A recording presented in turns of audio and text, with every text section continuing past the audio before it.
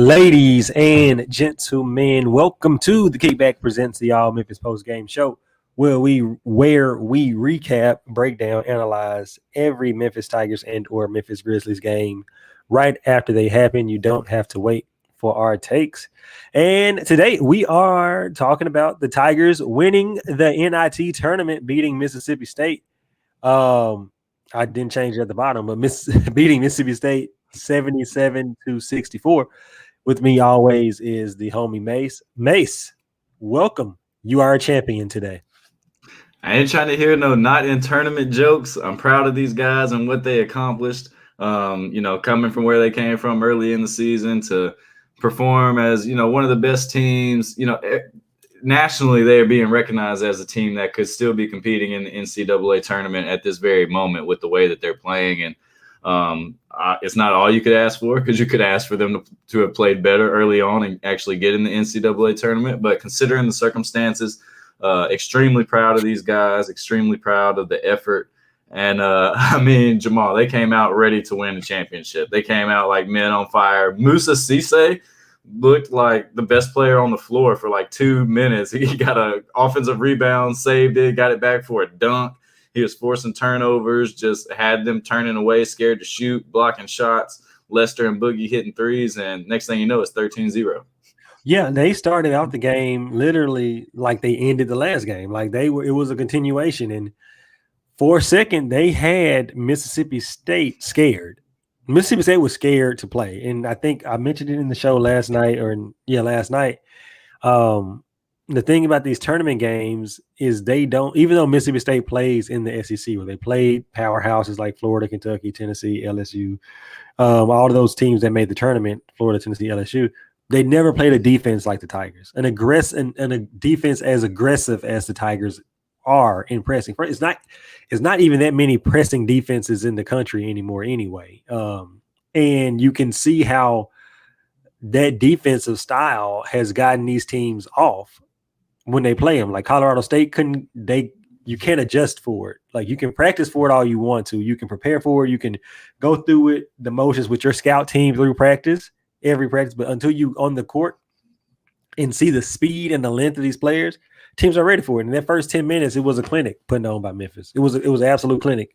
I would have liked for them to be up by more, obviously, since Mississippi State came back to tie the game. But that first 10 minutes, it was a defensive clinic by the Tigers. Yeah, and Mississippi State was turning the ball over. But then, as per usual, DeAndre Williams picked up his second foul with like 9 minutes to go in the half. And then the Tigers couldn't buy a bucket basically the rest of the half. Smith, I can't remember his first name on Mississippi State, but the little guard, he kept him in it. He had 8 points. Cameron Matthews, Mook, he had a hell of a game, came into the game shooting 19% from three. And like at one point he was 3 for 4 from downtown and couldn't be stopped. Shout out to the homie J.O. J.O., you've been yelling it for years, my boy. You can finally go and print the shirts. You got it. Maybe you're going to print them on the Hanes T-shirts instead of the good brand. No, I'm playing. That's just a little bit of hate, but no. Happy for all of the Memphis fans who have been struggling through this season, the past season, with the expectations for them to come back and win. But in terms of this game, man, they were, and the announcers like Fran Fraschilla, they pointed it out a few times, the connections between the two teams and the players on the two teams. Obviously, Mook Matthews, like you said, played on Olive Branch with DJ. And, they know each other. They were recruiting some of the same. But, like, Mississippi State just got outclassed by Memphis, bro. Like, they were a better team. And I called them the mouth of the South last night, but the same thing, DeAndre Williams, like, that's just what he does. He's talking and yelling and gyrating and gesturing and everything, but that's what gets this team going. You know what I'm saying? Yeah, and they needed it because in the first half they only shot 27% and 29% from downtown. Thankfully, they were taking care of the ball. We only had 3 turnovers compared to 9 for Mississippi State. but both of us had 5 points off turnovers. So we weren't capitalizing on the mistakes. We had 6 steals and only 5 points off turnovers. That's hard to do. Like you got to be in the offensive funk to do that. And then we out-rebounded them on the offensive end 9-2, but we only outscored them by 3 in second chance points in the first half. So we just didn't capitalize on opportunities. And it shows you that how much room this team still has to grow. And that should be exciting for Tiger fans, that there's opportunities that are left out there every night that this team could take advantage of, essentially, moving forward and be even better. Yeah. I mean, the missed opportunities. I mean, if there's one thing that you could just characterize this season as, is the season of missed opportunities, right? Like starting the year in South Dakota, beating St. Mary's turned out to be an okay St. Mary's team, but actually losing to Western Kentucky and losing to VCU, like, what if?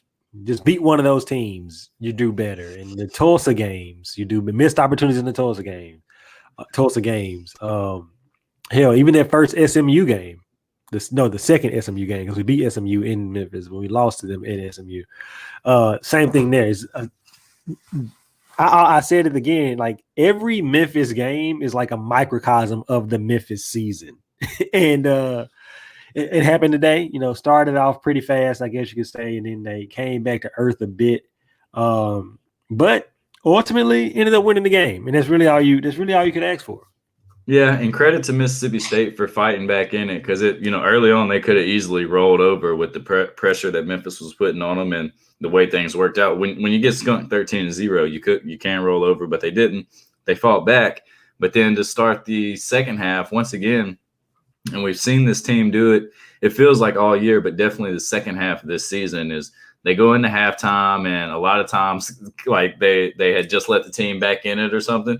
But whatever adjustments they make, whatever Penny says to them at halftime, like they come out on fire once again, which if you remember, like Penny's first and second seasons, we'd get off to these horrible starts and have to come back from 20 down. So it's great to see hopefully that narrative shifting. But Musa came out, got a block, led to a Landers 3 to open the half. Next thing you know, we scored 5 in a row. And Musa, I thought it was like his best game, just the way he was moving around on the floor, his defensive presence. It might not have showed up in the stat line. He only had 6 points and 6 rebounds. And they only gave him credit for 2 blocks, and DJ had 5 blocks in the box score. But it's felt like Musa blocked 10 shots today. Yeah, he was everywhere, man. He's just – and that's the thing that you like to see about Musa. Like, his length is just crazy, right? And so you just want to continue to see him grow. And it's not much you have to change on the defensive end with Musa. Maybe become a little bit more disciplined in some ways on that. But it's like when you have a rim protector like that, who just if he's not blocking shots, he's altering shots. He's changing people's thought process about coming in the lane and shooting shots. That's awesome for him. Yeah, and Boogie also was really good today. He had it going in the first half. He had 11, and then he added, I believe, 12 more in the second half to finish with 23. But he just was. It's great to see, because you worry, like, after only scoring 4 points yesterday, we noted how he only scored 4 points, but he still played 30 minutes and was in the majority of the game. And then he bounces back today and leads you in scoring. So it kind of seems like he's mentally maturing and not just riding the waves anymore. He kind of understands that he can do this, but it's also a team effort. And some nights you're not going to have 23 points. And he contributed 5 assists, 4 rebounds, and only 1 turnover. I thought, I mean, it's hard to find anyone to, talk bad about DJ once again, especially in the second half. You go like 1-4, and he's just taking his man one-on-one and making plays. He tried to do it a couple times in the first half, and it didn't work out. He forced some bad shots and turned it over, but he stuck with it. And in the second half, he was DJ Jeffries, as we've kind of come to expect here down the stretch. One thing I will say I noticed, like you said, it's tough to be critical of any player this entire NIT tournament. Like the team had played not even the whole, like, since January, this calendar year 2021, this team has played really well. I'm one of the hardest critics of Penny and this team. And like I said last night, like, for the last 3.5 weeks, it's been tough to criticize them on anything besides the obvious and making free throws. And like they've gotten better at turnovers. Everything else, they just make free throws. So, but the one thing I will say I noticed is Penny still he's shortened the rotation a little. Like Malcolm only had 7 minutes. And I think it was kind of the same case yesterday, too. I didn't look at the exact minutes, but you just see Malcolm on the court a lot yesterday. Like when it came time to win these games, Penny had his people on the court. He had the people he trusted on the court. Like DJ played 30 minutes out of 40 and he didn't start. You see what I'm saying? Like that's like maybe you think that that's something that he should have done earlier. My mom just texted me literally, "Hey, how about them Tigers DM? Hope you gave them their props on the show today." Well, I'm recording the show right now, Ma. So this is me giving them their props. Yeah, they deserve it, man. We definitely giving them props. But yeah, and Ball 19 minutes off the bench and no one else really. And we've kind of been seeing that because as Musa comes out in the first half, Malcolm will come in. But then by the close of the first half, it's usually Jaden out there because we're going a little bit smaller, being a little more switchable and quick. Unless Malcolm is having one of those games where he's really producing. We haven't seen that often, but he did what he needed to do, to contribute to a championship team. So I think we saw enough from Malcolm to know that we'll be able to use him throughout the season, but it just may not be in the role that he, desires. Envision, yeah. But there's a whole summer of work to be done and roster reconstruction. We don't know what's going to happen, and you don't even really want to speculate. Who knows? But right now, we'll just enjoy the championship that we have to celebrate. Enjoy the players we have, and hope most of them come back and give it another shot at the big dance. Well, let's speculate for 1 second. One moment of speculation. Since Jo put this in here,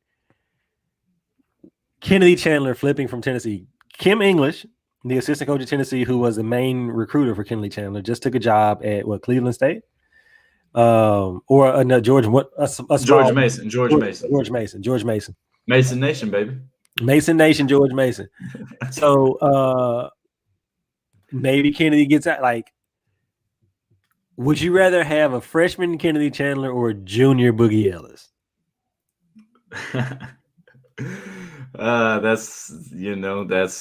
Kennedy Chandler is one of the best point guards in the nation, but I don't know. That's tough. I'll take both. But I don't think Kennedy's going to flip, man. We saw I don't think so. He posted something recently, basically reaffirming his commitment to the Big Orange. So, would you welcome Tyler Harris back with open arms? Well, he's not going to play. I would welcome him back with open arms, but I don't think he's got a rotation spot. He went to Iowa State and they stunk, and he was not playing a whole lot, So, I don't think this is the place for Tyler Harris. I love the kid. He was fun and set records like as a freshman, and probably so. Probably right. Should never came. But again, another guy who his numbers were great at out of Cordova. Like he was awesome to watch in high school, electric player, but expectations got the best of him, and is not his fault. Like he was doing what he was supposed to do at Cordova. Like, yeah, Mr. First 48. Like if you can score 48, you do that because you're winning. You're in Mr. Basketball conversation, but you got to see the whole picture of where he fits in the college basketball landscape. And it's just, he wasn't going to be that guy. He wasn't going to come in and be like Randy Culpepper, Man, that era, boy. That era of Memphis high school basketball was something else, man. Even Randy had to go to UTEP to do it. Randy had to go to UTEP. You had to go to places where, you look at Campaign. He had some guys with him too at UTEP, but because they had what's his name, Jeremy. Williams? Jeremy Williams? Yeah. No. Yeah, Jeremy Williams. They had him. Oh, this was Barbie. Arnett Moultrie. There you go. Barbie had just left the Cal staff and went down there, and he took basically all of the players that University of Memphis wasn't going to take. And so he was like, well, y'all can just come on to UTEP. And what UTEP, that UTEP team, I was in the building that night. I was home for something. That UTEP team snapped a Memphis home winning streak. It might have been Josh's first or second year. That UTEP team was like a 60-something game home winning streak that the UTEP team snapped because Randy and them just came in ready. And there was it must have been Jordan freshman year because that's when I think they ended up beating UTEP in the Didn't they have Myron Strong too? Yeah, I want to they say they had a huge Memphis contingent down there. And that team was good. So here's my question for you, University of Memphis alum and University of Memphis fan. What do you grade the season? I probably give it a B. If you would have asked me before the season when I was expecting DeAndre Williams to be cleared, and if I'm being perfectly honest, probably even without him, I would have expected the Tigers to finish top 2 in the conference and be dancing. And they didn't finish top 2. They finished just behind that at 3. So, but I do think they got some bad luck with every player getting cleared to transfer and Williams not. But that's just the nature of the business. So I give them a B. It was definitely looking like a D early in the season, maybe even an F. And then they, made a bunch of hundreds on some tests and quizzes, did some makeup work to bring that grade up to a respectable B. Get you those 3 points on the GPA scale. So I give them a B. How about you? They came to a couple of study hours. They went to the professor's office on his days to get some extra credit. Hey, we've all been there. You fall behind early. Got to. That ain't your college experience. Don't talk to me. I'll do the same with a B. And the majority of that B comes from January 1st of this year till now. Like, the thing about it is you can only play the teams in front of you.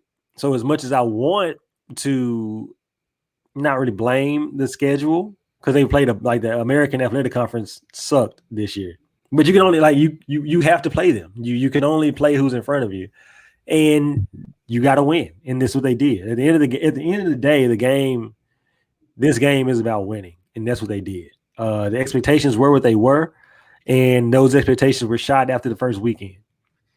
You saw it.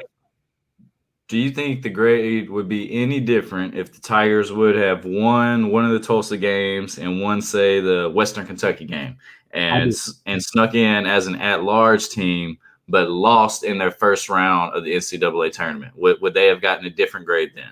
I probably would have given them. You know what? It might have been a B+. I think the grade would have been different because they would have made the tournament.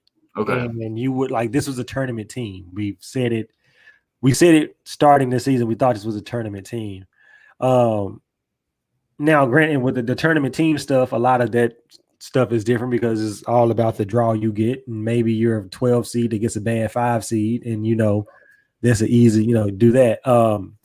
But if they win one of those games and they make the tournament, I think this is an automatic B+, A- year. Yeah, that's fair. That's fair. And but I guess the thing too is you see what it looks like. We saw such regression from players and then some progression from players, and just it was a roller coaster season. I mean, that's not a novel thought, but it was like a roller coaster in every way, record wise, team chemistry wise, team stats wise. Everything was up and down until DeAndre Williams came. And I mean, I have been on this dude and critical about this guy, but obviously he was the thing that kept this team together, because when he came back that Tulane game, there was a flip switch. That's it, right? The switch flipped. Yeah, golly, blame the beer. And you can see it. And I was talking to somebody today. I was talking to one of Alex's uncles today, and I was like, he said, you got to give Penny credit for keeping the team together. And I'm like, and getting them right. And I said, you can see the line of demarcation of when they stopped being selfish and when they started playing for each other. And the team took off. Now, granted, there were some close calls. Tulane game was too close. South Florida game was too close. You lost to SMU once, but still, you won what you needed to win. And yeah, so that's my answer. Yeah, and I mean, if DeAndre Williams comes back, he's he's definitely in the conversation for preseason All-American, I would say. Landers not far off. Musa would be in the conversation for preseason All-Conference. So would Lester. Like, you would have legit 4 guys if they all come back, with Boogie too in the conversation for preseason All-Conference. And while we're on the award subject, Landers Nolly was named NIT Most Outstanding Player, and Lester was named to the All-Tournament team. And I thought that was completely fair. You could have put anyone from this Memphis team on the All-Tournament team. Really, I thought Les was super deserving. I probably would have voted Les MVP if I had the vote.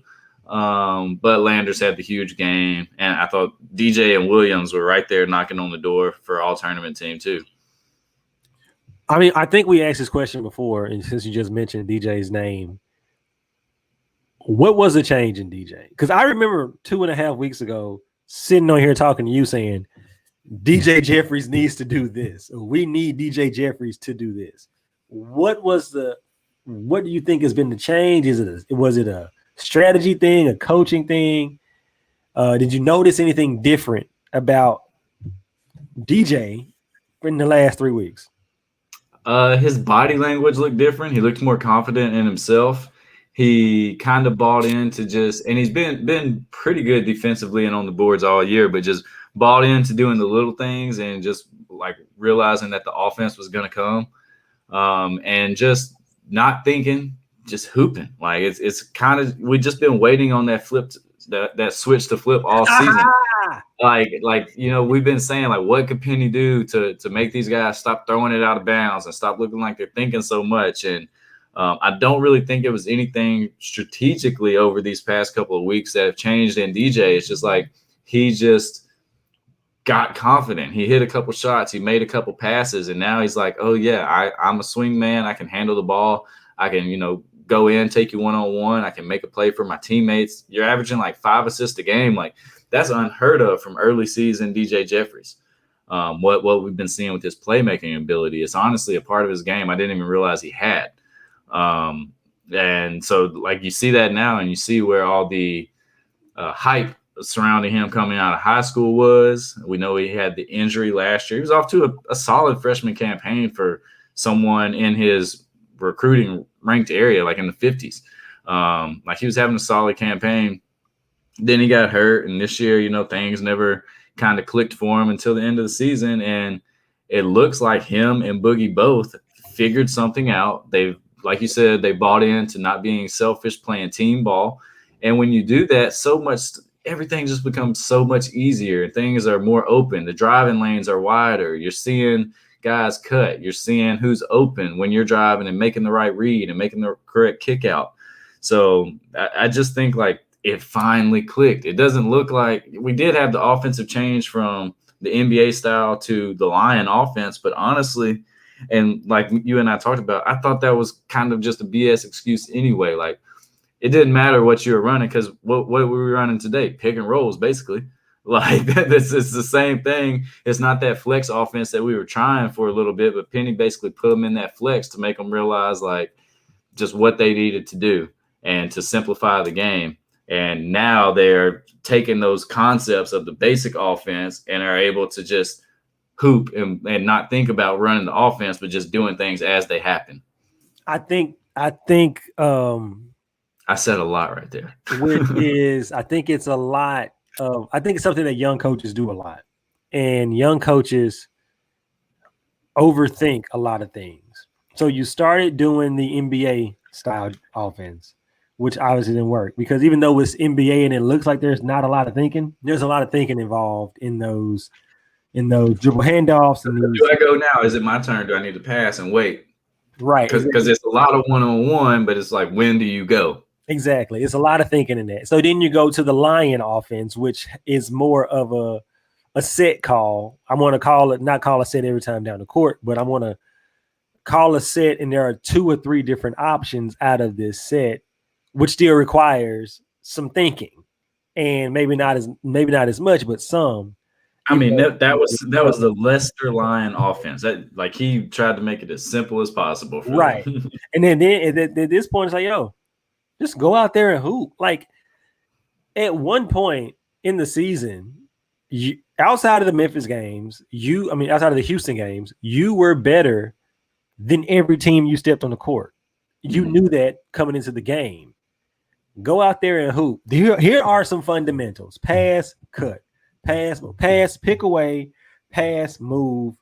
Here you go. I don't want to call a play every time. I don't want to put y'all in this dribble handoff. I don't want to put you in the line. Let's just go play.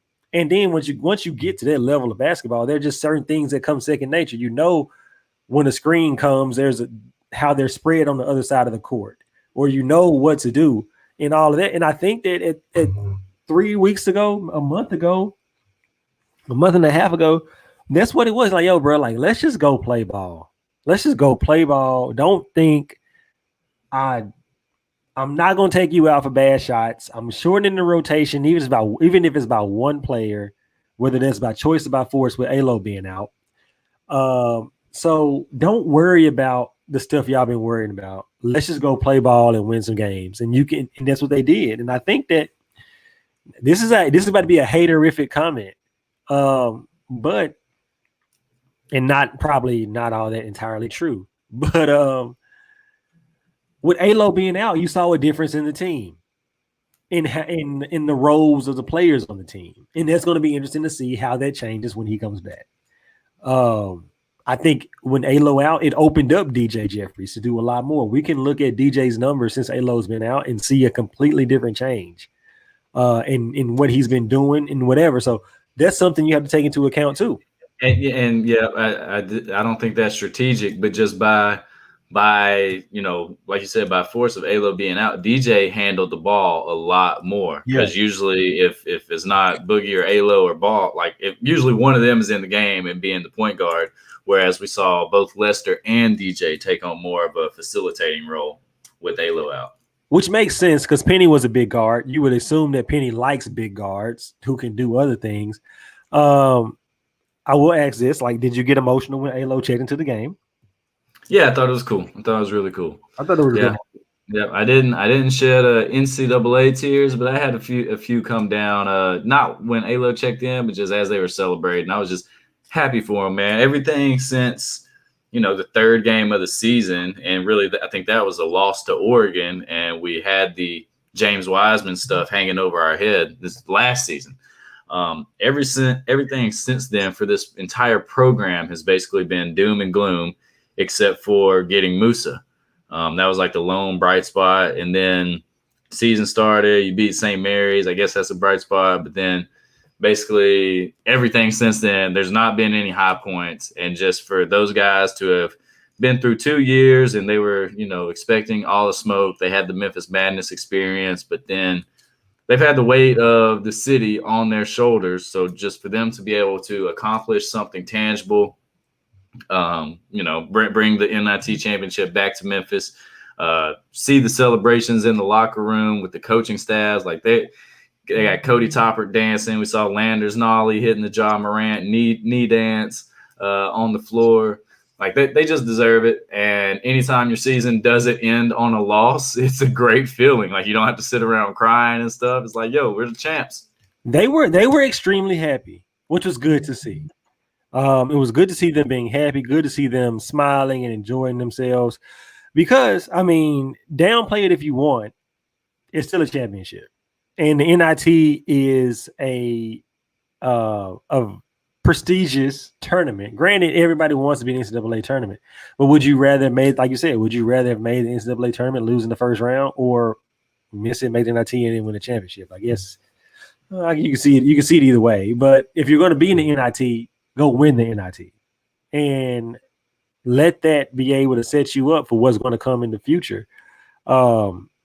Both coaching style, or both coaching wise and player wise, to understand what's going on with it, Yeah, and as a fan, I think probably you lean towards making the tournament, but as a program, you have to be appreciative for obviously as a program, you want the NCAA checks and stuff too, but a positive way to spin it is you go on this NIT run and win the championship, and now it's not all the lingering questions after a first or even a second round exit in which you didn't look good, and it's like, well, is Boogie cut out for this? DJ didn't do this. All the things that we were expecting to be a topic of discussion 2 weeks ago seemingly seem like they've taken care of themselves. We talked about the DJ quotes in the Danielle Lerner story after the last game. Today, Boogie in the post-game radio show said he's coming back next year. So that leaves, Landers and Williams, and who knows what they're going to decide. And obviously, like I said, these are kids. They could say one thing and be gone tomorrow, be in the transfer portal. So take it with a grain of salt. But at least they seem happy and, planning to be here for the future, at least the majority of them. I mentioned it last night, and I'm going to say it again, man, and it's kind of piggybacking off what you said. Like, they had the weight of the city on their shoulders. And for the last 2 years, they haven't had a chance to experience exactly what it's like to be a Memphis Tiger when the city cares about Memphis Tigers basketball. And so hopefully with this pandemic, I don't want to say coming to an end, but with people becoming more comfortable within the pandemic and, vaccines and stuff being available, they get a chance to see what it's like to be a University of Memphis basketball player, because we all know the perks and what it's like to be that in Memphis, especially when you're winning. And I don't see why they wouldn't win next year, regardless of who they bring in. They should be the same top 2, top 3 team in the AAC. And whatever that non-conference schedule looks like, they should be able to handle themselves. So they got high major players. They're gonna be playing high major teams too. So I'm happy for them. Happy for Penny and his staff. He did something that Josh never did. Josh never won an NIT championship. And Josh never made it past the second weekend of the tournament. And if Penny does that, which he has an option to do next year, you can talk about their tenures in that way. So yeah, I think all in all, net positive for the program, and net positive for Penny, net positive for the players. It was just a good week turnout, I guess. And I have an issue with NIT, and the issue is they played their first game last Thursday, and then they played a week later. Then they played on Saturday. Then they played right on Sunday. Like, why so much time between the games if you're going to make them play the championship game right after the semifinals game? Like, they had a week there. I know it's TV and stuff, but figure something else out, bro. Like, yeah, I didn't like that. Yeah, I imagine it's just something to do with the NCAA tournament. We'll get in where they can fit in or something like that. So I don't know, but good start to the season. The grading scale will definitely be a bit different heading into next season, at least at this point. And we'll save that for, I guess, a preseason or off-season show. But next season is tournament or bust. Like, we can't, you can't come off there. You can't come off that expectation. Next season is tournament or bust, for real. Well, and not to be a Debbie Downer, but there still is the lingering NCAA punishment. Well, just whatever that may be. Maybe they just say, you know what, with COVID, we're just sliding it under the rug. No harm, no foul. That's what they should do. That's what they should do. If the NCAA was smart, if the NCAA James Wiseman will be in his second year in the NBA. Like, what are we doing? Oh, but like, we're gonna punish John Camden and like these other recruits. Like, well, come on now, get real. Nobody on this team had anything to do with that. Yeah. You know what I'm saying? Like, except suspend Penny for a couple games. That's fine. Suspend Penny for 6 games. Other than that, like, just go. Whatever, bro. The NCAA is not smart, so they won't do that. But that's what they should do. Yeah, maybe we'll see if we can get a Cade Cunningham in here, and they'll just put it off again. But it didn't work with James Wiseman, so I don't know what you got to do. There's different types of number one recruits. All right, who you got for player of the game tonight? I'm gonna go with DJ. I like DJ Jeffrey. I mean, you go Boogie is like the ultimate choice. Boogie had 23 points, but DJ's my guy. I'm gonna go with DJ. I've liked what I've seen from him the last 3.5 weeks. His aggressiveness. It was a great way to end the season for DJ Jeffrey. So I'm going DJ Jeffries. Yeah, and I'll go with Boogie, and likewise everything you just said. So what about your bum of the game? The NIT tournament, because they scheduled the games too crazy and they didn't change the basketballs. Like, even if it's a Wilson basketball, the NCAA tournament plays with better Wilson basketballs than they do. They playing out here with the indoor-outdoor ball with too much air in it, and I did not like it. So that's my bum of the game. I'm going to go with my boy Stewart from Mississippi State. Came into the game averaging 22 in the NIT, and that Mighty Tigers defense held him to 4 points on 1 of 10 shooting and 4 turnovers. So for one last time, for good measure, they just locked the opposing team's best player up and made his day made his night a nightmare, but he could do nothing. How did Penny get them to learn to love to play defense? Well, I mean, because it seems like that's all they worked on, because you've seen their offense, brother. And then until these last 2 games when they're making 12 and 14 threes or whatever. It's ridiculous. Like he must coach defense. Like, hey, I'm gonna go to one of their practices next year. That's one of my thing. I'm gonna use a media pass or just call somebody and say I'm coming to a practice, because I want to see how he teaches it. Because I mean, this is number 1 defense 2 years in the league, 2 years in a row? We were top 10 last year for sure. I don't think we finished number 1, but we're finishing number 1 this year and finishing in the top 30 in KenPom. So a major climb back up in there. And it's our best finish to the season since the last Joe Jackson year, the 4 Kings year, I would say, with Michael Dixon in them. And even in those seasons, always were super frustrating and disappointing ends. Like, at least this one, we go out on a high note. Yeah. Yep. You got a play of the game? I don't. I mean, I guess I could say the 13-0 run at the beginning. Yeah. But like I said, that's the majority of what I saw. So yeah, I know there was a couple. We had the Boogie and DJ converted on a lob, maybe like our first lob conversion on a fast break of the season. So that was nice to see. DJ had a nice dunk there in the second half that was waved off by a travel, but he caught it at the top of the key and just took off down the lane and tomahawk dunked it. But my favorite play was shortly after that.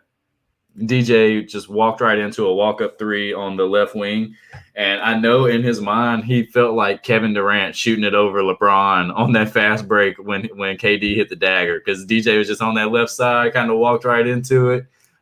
He was running the clock down to go 1-on-1 and just walked into a 3 and switched it.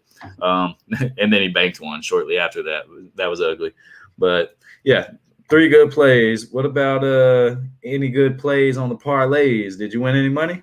Won me some money today. On the Tigers, man. They were a 5-point favorite, I believe. And that line's too little. It was never in doubt. And I questioned myself, because I was like, this game might be close and it might come down to free throws. So should I do Mississippi State +5? Because it might come down I was like, nah, man, this team is better than them. And they are more than 5 points better than Mississippi State, and they proved it.